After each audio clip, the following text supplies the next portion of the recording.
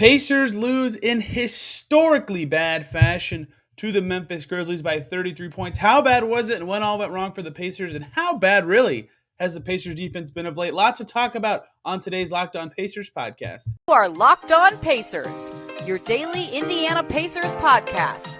Part of the Locked On Podcast Network, your team every day.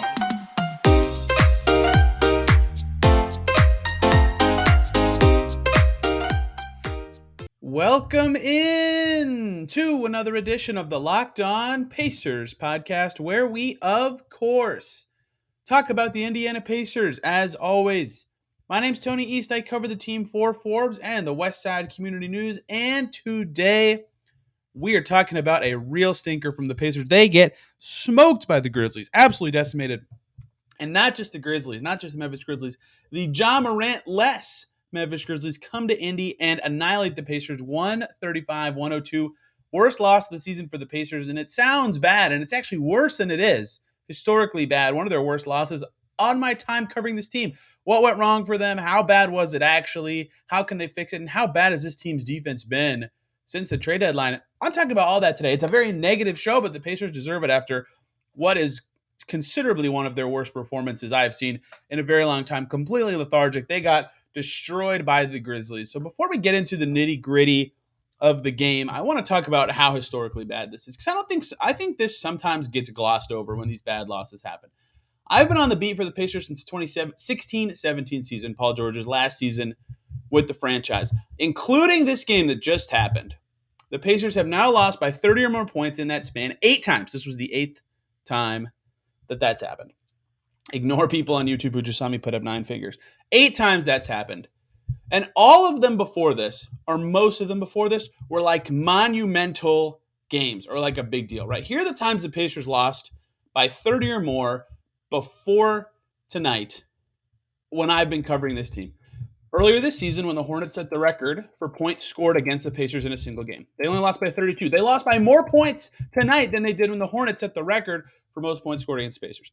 They lost by 30 in the game. Clay scored 60 and barely dribbled. They lost by over 30 in the first home game after Victor Oladipo's injury in 2019. And that was also against the Warriors, who were fantastic. They lost by over 30 in their first game last year after trading away Victor Oladipo in LA. He could not join the team in LA. They had a depleted roster. They lost in Utah a few seasons ago on a back-to-back after playing Denver the night before, the dreaded altitude back-to-back. They lost to the Warriors again by 30-plus in 2016-17 without Paul George for the third time that season on a back-to-back. The Warriors won the championship that year. And they lost by 46, the worst game they've played since I joined the beat, in Toronto. In the game, Jeremy Lamb tore his knee into a million pieces. That one is clearly the smallest one. Jeremy Lamb injury is not like some monumental thing, but it is something that happens in the middle of the game. And here's the thing. If you've watched every Pacers game in that stretch like me, you remember all those games. There's a lot of games that kind of all blend together because they were, whatever. Nothing memorable happened, or they were all close or whatever. You probably remember every single one of those games, right? That is how monumental losing by 30 is. And I think that this game's been kind of swept under the rug because the Pacers haven't been playing well since the deadline. They're not really going for wins. The Pacers sucked in this game. They were horrible. That was their worst performance of the season. Catastrophic. And it's weird because since the deadline, they've been losing all the time. Their clutch play has been terrible. But they really haven't played like a bad game. They weren't great against Washington, against Porzingis, and Atlanta kind of beat them up, but not too bad on a back-to-back. They came back in that one. Like, they have mostly played pretty well or like competitively since the deadline. This game was historically bad. This game, the Pacers need to take everything from this game and figure out what the hell went wrong. Because this was the first like kind of setback to me of the new Pacers era where you go, wow, they had nothing to deal with Memphis in this game. This is a big deal to me that they lost this game by this many points. To me, this is a mental block and a setback for a team that was kind of trending in the right direction. And this season is sunken. It's not a big deal. It's not going to change their season at all. And they'll learn from it. Memphis is a team that any team can learn from if you listened yesterday. But the Pacers were just not prepared to play the Grizzlies in this game. And there are a lot of reasons why.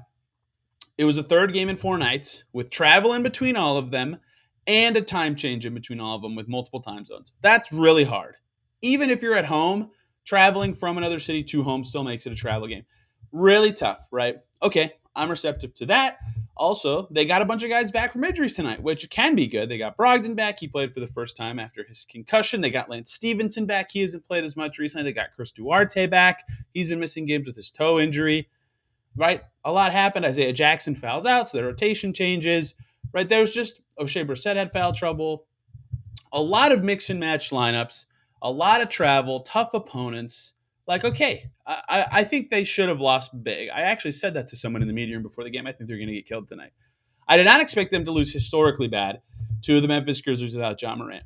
And Rick Carlisle said after the game, he didn't prepare the team well enough. And Buddy Hield was talking about, getting the young guys to all be on the same page. And Malcolm Brogdon kind of said the same thing. They were really disconnected in this game. And I agree with all that. The Pacers really need to figure out what made it so that they were not adequately prepared to play together for this game. And I have a theory, and it has nothing to do with the players on this team necessarily. It sort of does. They had uncharacteristic turnovers, and they were lazy getting back on defense, and all that is a fatigue thing. Like, I, again, am receptive to the 3 games in 4 nights with the changing time and the changing time zones, and that all sounds like excuses, and it sort of is. If you're a fan, you don't care about that. You want them to play their hardest. But they are not a physical team, and they are way less physical since they traded Sabonis. And I'm actually going to bring this up again in the third segment, talking about their poor defense at the trade deadline. And I think they've played some physical-ish teams since the deadline, right? Cleveland's pretty physical, especially when they had Jared Allen. The first time those two teams played, Milwaukee's really physical, and they played. Detroit's physical. They lost that game too. Clint Capella's physical, and we'll talk more about all this stuff in general. But the Pacers lose to these physical teams because the group they have right now, especially without Turner, especially without Warren, especially without McConnell, is not as well put together to deal with that kind of physicality. And Lance is sort of their like oomph factor on this team right now, I would say. They don't really have a big bulky like oomph guy except for Lance, who's been hurt, and he only played 15 minutes in this game. They could not handle the Grizzlies' physicality. I think that really took them out of their game. It made their possession slower. It made their passes harder. They had 20 turnovers. We'll talk about that again later. They were fouling a lot, 21 fouls because they couldn't handle contact. Like, just a lot of frustration from the Pacers in this game. So it just like everything that could go wrong, that did go wrong in this game. And it kind of exposed a lot of flaws that this team has, right? They're not really capable of coming together on the fly for a new game plan, right? That's part of building a chemistry with the young unit. And that's, Rick Carlisle blames himself, and I understand why, but like the players clearly were not getting back on defense quickly and didn't understand how to defend some Grizzlies pick and roll actions and, just general stuff that a basketball team needs to be better at. And they can't deal with Steven Adams' physicality. He completely bullied them. I put this in my notes before the game started. I very rarely do like hypothesis notes, but I put prediction. Steven Adams kills Pacers. It's actually my second note behind no John Morant. Steven Adams, 13 and 13, 7 offensive rebounds. 7 offensive rebounds. He absolutely destroyed the Pacers in this game, 6 for 7 from the field. They had no one to handle him. And again, this game just sort of exposes all the flaws that are with a growing young team and with this Pacers roster, both all in one performance. And the Grizzlies just ripped them apart, completely destroyed them. And it didn't help that, to the small bit of Pacers credit here, they generated good looks from 3 for much of the game. They missed a lot of wide open shots. Okay, that's fine. They got to the line a decent amount, roughly the same amount of times as Memphis did. They actually did okay on their own offensive glass. They had 16 offensive rebounds themselves. Good assisting, right? A good percentage of their makes were assisted. Like, the Pacers' process in general was decent. It's just the execution, or the plan to do stuff was decent. The execution of that plan and always being on the same page was not there for this Pacers team. And they got historically waxed by the Grizzlies without John Morant.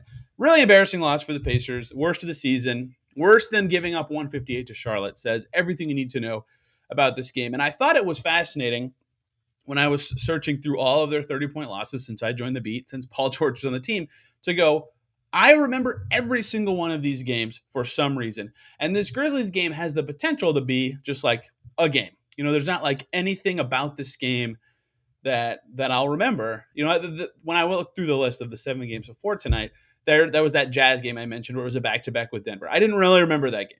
So that was the only one I didn't remember. And the reason they got smoked is because it was a back-to-back from Denver. There's nothing, like, you'll never look back on this game with Memphis and go, oh, I remember XYZ reason they got smoked. They just played horrible. Horrible Pacers performance.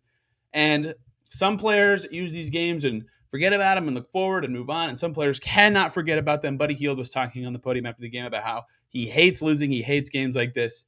He can't forget him. He's got to figure out what he can do better. But the Pacers will probably do film, and they've got to move on. They've got to forget about this one. They've got Houston Friday, but it was a truly awful performance. They need 2 days off after the scheduling stuff they had the last couple of days. So it was embarrassing. But what actually happened in the game, besides the Pacers being ill prepared and getting blown off the floor by the Grizzlies, what actually happened for 4 quarters of basketball? What is the story of the game? Who played well? Who didn't? It wasn't all awful, to be fair. I just have to put in context how bad losing by 33 is. Let's talk about what really happened in the game. Before we do that, though, let's talk about the good people over at PrizePicks. Are you looking for a daily fantasy option for the NBA? You've got to try the award-winning app PrizePicks. It's daily fantasy made easy. All you got to do, pick 2 to 5 players and an over-under on their projections. You can up to 10 times what you put in on any entry. It's just you versus the projected numbers. Entries can be made in 60 seconds or less. It's that easy. PrizePicks is safe. They offer fast withdrawals. You can use their award-winning app on the App Store and Google Play. They have a variety of ways to play. You can play points scored, rebounds, steals. They have any prop you can think of. You can do mixed sport entries. They don't just have NBA, college basketball, college football, NFL, MLB, soccer, MMA. You got to try it. For a limited time, PrizePicks has an exclusive no-brainer of an offer for all listeners of Locked On Pacers. You get $50 for free if a player in your first PrizePicks entry scores a single point. But you got to use the code NBA when you sign up. That's right, exclusive offer for Locked On fans. Sign up today. Use the code NBA for a free $50 if a player in your first entry scores a single point. PrizePicks, daily fantasy made easy. Thank you for making Locked On Pacers your first listen today and every single day. For your second listen, check out Locked On Grizzlies. Hear how they were able to dominate the Pacers statistically and physically in every way you can dominate a team. The Grizzlies destroyed the Indiana Pacers in this game. So what happened? Well, actually, early in this game, it looked like it was going to be kind of competitive. No John Morant. The Grizzlies, obviously, I still think are better, but a pretty back and forth first quarter. In fact, about 8 minutes into this game, the Pacers were ahead, believe it or not.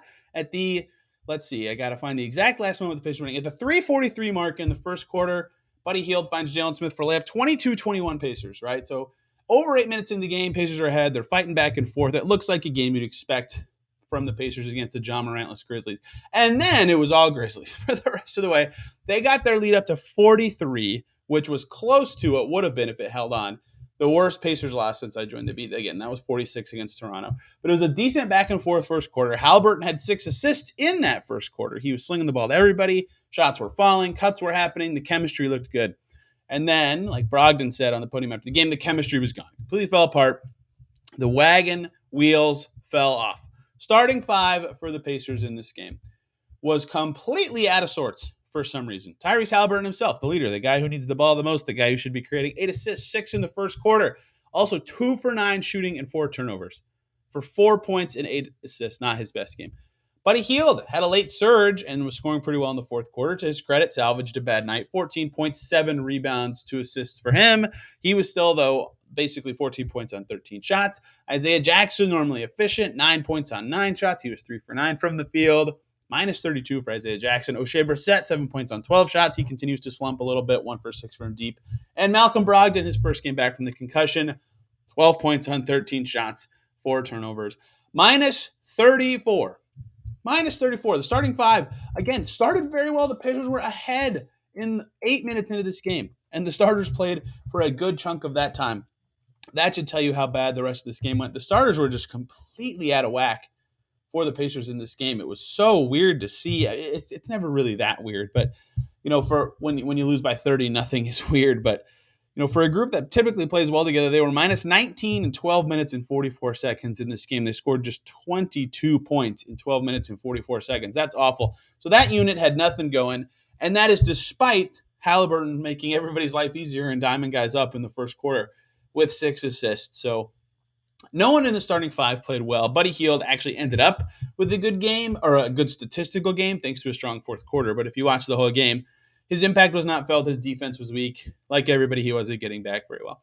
So normally, the benefit the Pacers have had recently is sometimes Isaiah Jackson's in foul trouble, and they can bring in Jalen Smith, and he'll play a good game. He's been playing well for this team recently. Or Dwayne Washington can come in and reliably be a guy for them off the bench, or Chris Duarte's shooting can help. They've normally had some aid they can get from the bench. Jalen Smith was 5 for 12 with 15 points. He was all right. He had 8 rebounds as well. Dwayne Washington was also all right. Hit 40% of his threes, half his shots, 13 points on 10 shots. Chris Duarte, though, 2 for 6 for 5 points in his first game back. They did not get what they needed from those guys. Lance Stevenson ends 2 for 3 with 5 points. He actually played again okay in his first game back, but was limited in terms of what he was able to do.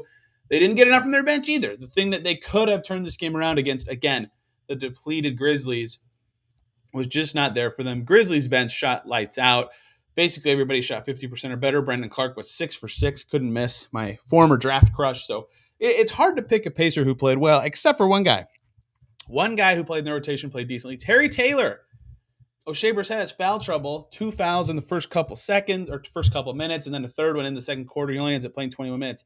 Terry Taylor comes in 27 minutes, 7 for 8 from the field, 4 offensive rebounds, 14 points, 8 boards, and he played 27 minutes in a 33-point loss, and he was only a -2. So they lost the other 21 minutes by 31. His minutes actually went pretty well. He fought valiantly with Steven Adams down low. He hit his shots in the paint. His only miss was actually a 3. He hit every single 2-pointer that he took. I mean, I continue 2 blocks as well. I continue to wonder why Terry Taylor does not get minutes in every single game. He has a decent impact in a game that the Pacers lost by 33 points. He showed in this game that he can have an impact on any unit he's in, and he was perhaps the Pacers' only bright spot in a just completely terrible game. I mean, he had good first quarter minutes, and no Pacer played well. I feel weird reading the box score off, but it's kind of illustrative of how bad this game was, that nobody shot well. Terry Taylor was the only guy Terry Taylor and Lance were the only guys who in the rotation shot above 50% this game. Kiefer Sykes ends up playing for much of the fourth quarter. Does not miss a shot. When he was in there, he was a +9, but that was the non-competitive portion of the game. Nobody played well for the Pacers offensively except for really Terry Taylor to me. Lance, again, 2 for 3, 2 assists. He was fine, but didn't really have a standout performance. Nothing that made me think he made a massive impact on the game in the way that Terry Taylor did. The defense is where this game got atrocious. And really, it was stuff that the Pacers allowed to happen. Because before the game, I asked Rick Carlisle this question. Memphis is not a great three-point shooting team and doesn't take a ton. If you watch this game, you would not know that. They took 40 and hit 15 of them. In general, though, they're in the bottom 6 or 7-ish in the league in three-point attempts and three-point percentage. And so I said, Rick, that's kind of unusual in the NBA these days. How do they do it? And he talked about how they get a lot of steals, and they use that to get fast break points, and they are relentless attacking the paint. And he said, we got to keep our steals, or we got to not let them get steals, keep our turnovers down, and we've got to keep them out of the paint. And so what happens? The Pacers had 20 turnovers, 12 of which were steals, a live ball, from the Grizzlies. That can't happen. That's how they do well. They had 33 fast break points, Memphis did. Remember, they won by 33. They had 33 fast break points. Pacers only had 9. So that was a big part of it. I mean, they just couldn't help cough up the ball all night. 4 turnovers from Haliburton, one of his biggest flaws, 4 from Brogdon as well. That's nearly half of the Pacers' turnovers from just those 2 guys. And that's how the Grizzlies beat you, and they carved for the Pacers that way. But also it's the points in the paint, and the Grizzlies are built so well, even without John Morant to score in the paint. They have good offensive rebounders, good off-the-dribble attackers, 72 points in the paint for the Grizzlies. Dylan Brooks got to the rim. Jaren Jackson had 4 offensive rebounds and scored in the paint. Steven Adams had 7 offensive rebounds and scored in the paint. Desmond Bane even dribbled it to the basket every so often. Yet the Melton had 3 or 4 dunks in this game. So even while they were shooting really well, the Grizzlies were able to play the exact game they wanted to, even without John Morant. And the Pacers had a game plan that they wanted. Don't let them get all the steals and get to the basket. Don't let them score in the paint. And yet, that's exactly what ended up happening, and the Pacers end up losing this game. So the game plan, when spoken out loud before the game from Rick Carlisle, that's exactly what they should do, and they did none of it. They could not contain anybody on the perimeter. Desmond Bane, Indiana native, absolutely torched them. 21 points easily in 23 minutes. I mean, he was on fire. He was incredible. Grizzlies barely even had to play their starters or their competitive guys in the second half. A bunch of garbage time minutes in this game. So just besides Terry Taylor, who again I think should play in every game, and some Dwayne Washington and some Lance Stevenson, extremely forgettable night from the Pacers. They need everybody to be better. They got Houston. I know that tanking is what it is for this team at this point. 5th worst record in the league.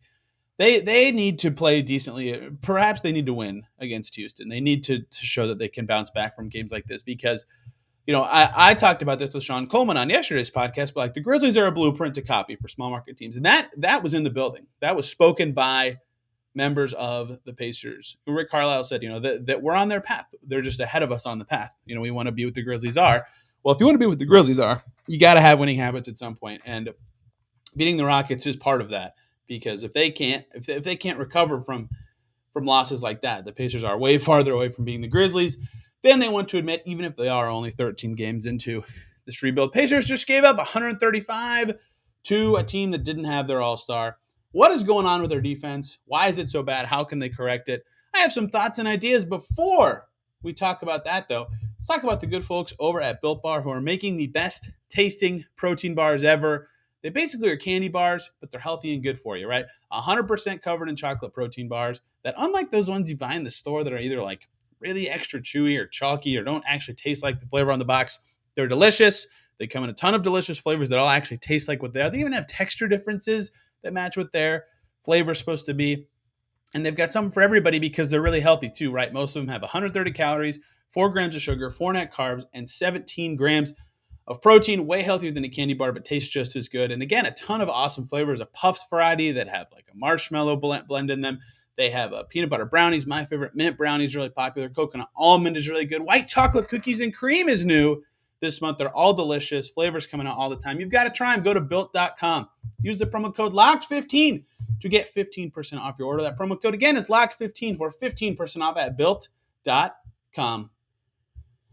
Thank you for making Locked On Pacers your first listen today and every day for your second listen. I'm going to recommend Locked On Hoosiers, of course, as a Hoosier myself. They're up 6 on Wyoming right now with about 5 minutes to go, it looks like. But I also recommend Locked On NBA, where you can hear about the latest and greatest news around the association from our local experts who cover every single team. Pacers defense since the All-Star break. Avert your eyes, shut your ears, don't even watch. If you've watched their games, you know. Holy moly, the Pacers defense sucks right now. It is horrible. And that's just an awful adjective to use. Sucks is so like lame and embarrassing, but there's not really a better way to put it. Since the deadline, since February 10th to now, this does not include the game, by the way, where the Pacers just gave up 135. It might actually be worse than this. They're 28th in defense. The Indiana Pacers, 28th in defense. For a team that Kevin Pritchard has said, we want to get back to being the defensive identity Pacers that beat people by playing physical and hard basketball on that end of the floor. Since the trade deadline, they have been the exact opposite team on the defensive end. Absolutely terrible. And they showed all those flaws against this Grizzlies team. They just, guys blow right by them on the perimeter. They have nothing in the lane to deter guys with turnaround. We'll talk more about that as this segment goes on. They're not really connected in team defense, and some of that is that they don't have the best team defenders, and some of that is also that they are a brand new team, and they have a lot of new guys learning to play together at the same time. Malcolm Brogdon talked about the chemistry in this game, but every single guy traded to the Pacers at the deadline said something similar. When you go to a new team, the hardest part is terminology, right? A lot of teams in the NBA run the same plays, run similar defensive schemes. It's a copycat league, right? You're learning a lot of the same stuff. You're understanding how teams play, how to stop it, all that. But the hard part is the terms change to do the same things. And sometimes those terms can even be used by different teams to mean something different. So when you go from franchise A to franchise B, it takes a long time to get the old habits out of your head and the new habits in your head on what words mean. And when you play really often, the Pacers probably had 4 or 5 practices since the trade deadline, and that seems like a lot, but it's only been a month. It's really hard to break habits, especially like Buddy Hield was in Sacramento for years, right? Like, it's hard for guys to just go, okay, I've learned how to defend in the NBA. Oh, different. So I understand that. It's going to take them a while to grow together on defense. And for the new guys, or for the old guys who have been here a while, they have to learn what the new guys' tendencies are, what they struggle at, how they can help them, and all that. So, yes, there's a chemistry element to their defense thinking. There's also a personnel element and a general scheme failure and a bunch of injuries at play. But 28th in defense, 118.4 defensive rating. That's horrible. The two teams behind them, Portland, completely tanking, 4-7 since the deadline. Pacers are 4-11 now, and the Rockets, who are 2-12. So their defense is awful. And they're good on the glass too. Pacers are about average in defensive rebound percentage in that same span. The biggest issue they have is something that befell them in this Memphis game: turnover percentage, 3rd worst in that span. The 4th worst, excuse me. The only worst teams are Houston and Portland, who have worse defensive ratings than them, and Denver. Denver coughing the ball up a lot, but their transition defense is at least decent enough that they can get their defensive rating since the deadline to 5th. Their half-court defense is excellent in Denver. So the Pacers, number one, easy, low-hanging fruit way to improve their defense. Less turnovers. It starts on offense. You've heard that trope for years and years and years. Offense leads to defense, defense leads to offense, whatever. It's all kind of connected. If you make more shots, you're playing more half-court defense. If you make the other team miss more, you're running more in transition. It's all connected. And the Pacers turn the ball over so much.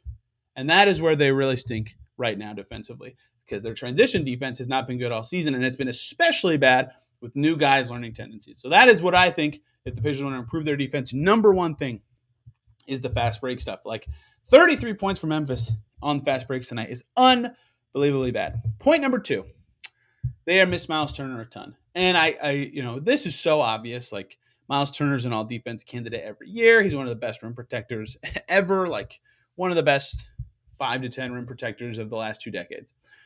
And they don't have that. And Isaiah Jackson, for all his wonderful blocks and his athleticism, does not have the same timing as Miles Turner, cannot defend pick and rolls as well as Miles Turner, is not as threatening to other guys, fouls a ton.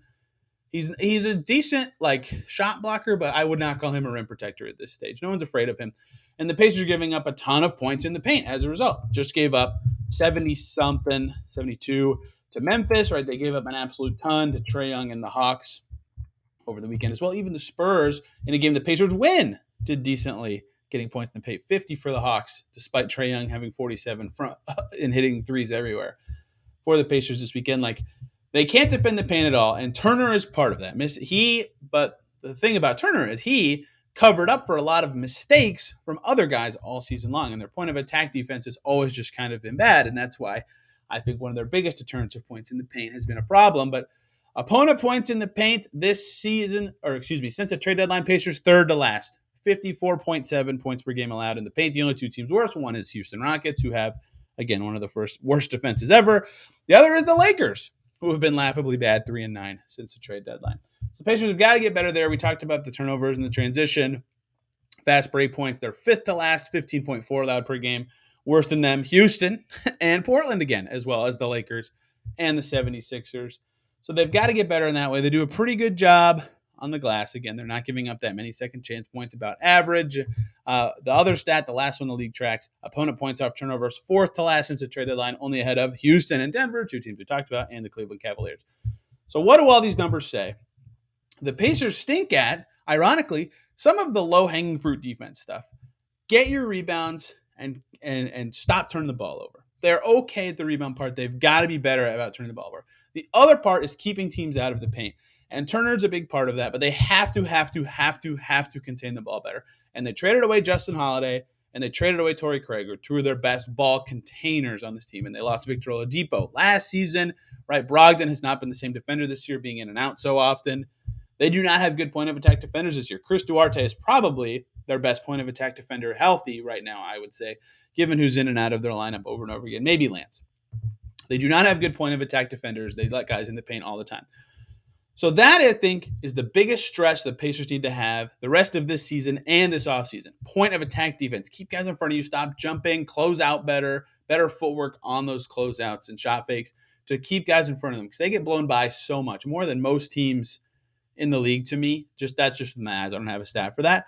And they've got to get better at that. The last thing I think their defense struggles with is they traded away Sabonis. Sabonis, at his best days, a league average defender. Good at defending centers, terrible in pick and roll stuff. His foot speed's a little slow. What Sabonis was, and I mentioned this earlier, is he is physical. He would get into guys and bump guys and fight on the glass and box out. And the Pacers, again, decent rebounding team still, even since the trades. They have very little physicality. The Grizzlies absolutely exposed that. I talked about that earlier. Right, Isaiah Jackson's not afraid of physicality, but he still hasn't put on a ton of muscle since joining the NBA. Same kind of deal with Terry Taylor, and he's only 6'5", and Jalen Smith, his whole nickname is Sticks. He's skinny. Lance is their physical guy. He doesn't even play that much. They need more physicality, and they need better point of attack defense. That needs to be their emphasis is the rest of the season, in the offseason, and in free agency, really. I think they need to add a player or two who is a physical defender and kind of like an alpha, get everybody rallied behind him on the defensive end of the floor, because the Pacers defense has just been absolutely atrocious since the deadline, and they have got to get better if they want to be a serious team next season, like they have stated that they want to be. Thank you all so much for listening today. A lot of negative today, but after a 33-point loss, you don't get a positive treatment from me on the Locked On Pacers podcast. Hope everybody has a great day and is enjoying the start of the NCAA tournament. We'll be back tomorrow talking trios. What are the best trios on the Pacers, and maybe an NCAA tournament watch guide from a Pacers perspective, because these draft prospects matter quite a lot to the Pacers. Hope everybody had a great day, and we will see you tomorrow.